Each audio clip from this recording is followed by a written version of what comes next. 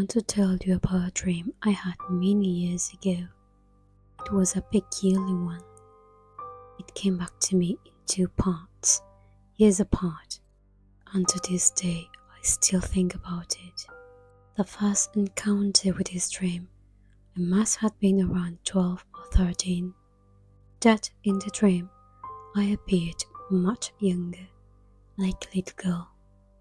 I wore a vintage dress, the sort you'd expect from the 1950s, with a Peter Pan collar, a bow around the waist, lace socks, and school shoes.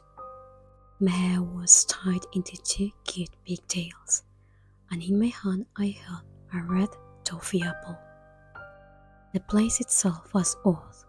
It looked like a festival or fairground, with string of colored lights, triangular bunting swaying in the air, and empty stalls lined up one after another. There was music too, playful, jet warped, bending as doubt played through the broken speaker. What unsettled me the most was the emptiness. Everything was prepared for joy, for people, for noise. Yet I was entirely alone. I wandered to the very last tent, standing apart from the rest. It was violet, adorned with golden embroidery that shone faintly. I stepped inside without hesitation, and there it happened. There was a hooded woman draped in heavy, ornate fabrics. Her face remained hidden, but her hands were pale, nails long and black, weighed down with rings. Before her, on a round table, sat a crystal ball glowing brightly. Her voice, strange, not entirely human, commanded, "Sit down." And I obeyed. I stared into the crystal, drawn in deeper and deeper, as if it wished to pull me away from myself. And then, suddenly, I hear a voice calling me, familiar, warm, like my mother's. That voice broke the spell. I left the tent, and the dream ended. Years passed before the dream returned.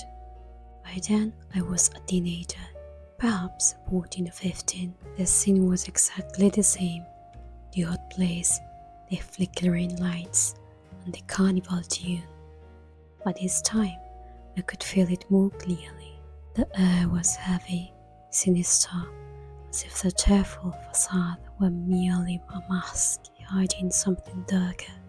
I reached the final tent once again. I pulled aside the curtain. She spoke. "I have been waiting for you." I didn't step inside.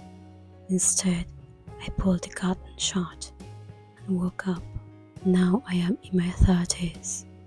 I've never dreamed of her again, but I no longer believe she was any sort of guide or guardian. The atmosphere was too heavy, too deceptive. That crystal ball wasn't meant to reveal. It was meant to entrap. What saved me was the voice that called me away the first time, and I can't help but wonder, what would have happened if I had ignored it? Worse, if I had stepped inside a second time. Perhaps I shall never know.